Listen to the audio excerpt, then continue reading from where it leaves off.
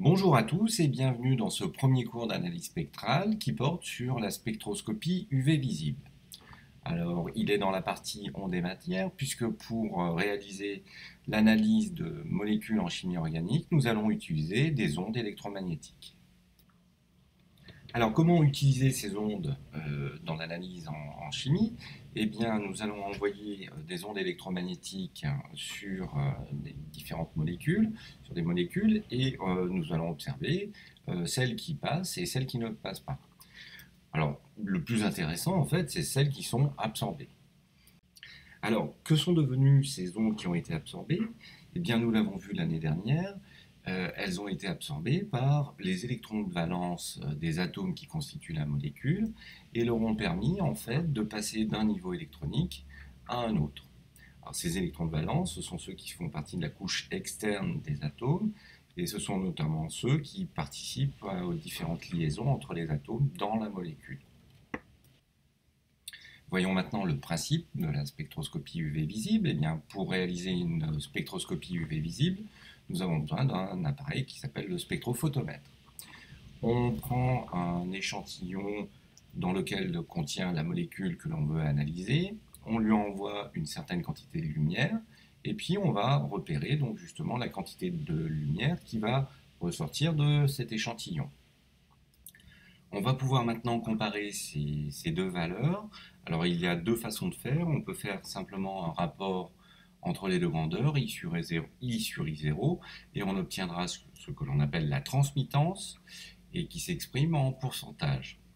Ou bien on peut utiliser les logarithmes et obtenir l'absorbance, qui elle sera sans unité. Alors la transmittance et l'absorbance sont deux grandeurs qui vont évoluer de façon inverse. Lorsque la transmittance va augmenter, eh bien l'absorbance va diminuer.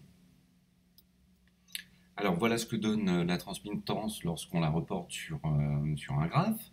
Donc vous voyez en abscisse, nous avons la longueur d'onde et en ordonnée, donc la transmittance. Pour ce qui est de l'absorbance, donc on aura là aussi en abscisse la longueur d'onde et en ordonnée l'absorbance. Alors vous pouvez voir que pour une longueur d'onde donnée par exemple 450 nanomètres, on observe une absorbance relativement forte et on peut comparer avec le spectre en transmittance, on voit bien que cette longueur d'onde n'est pas transmise.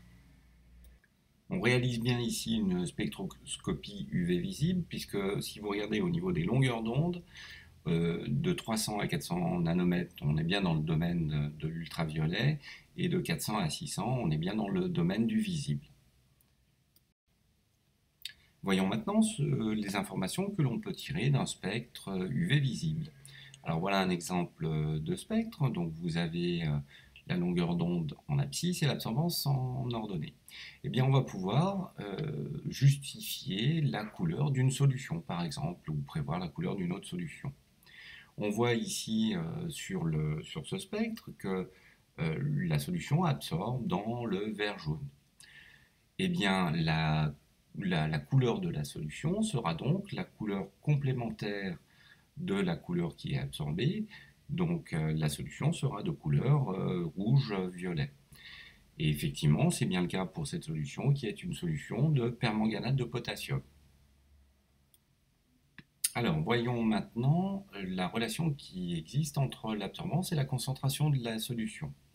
Donc, si on prend notre solution de permanganate de potassium, comme tout à l'heure, et que l'on dilue plusieurs fois, on va obtenir donc différents spectres. Donc, vous voyez effectivement que l'absorbance va diminuer en fonction donc, de la concentration.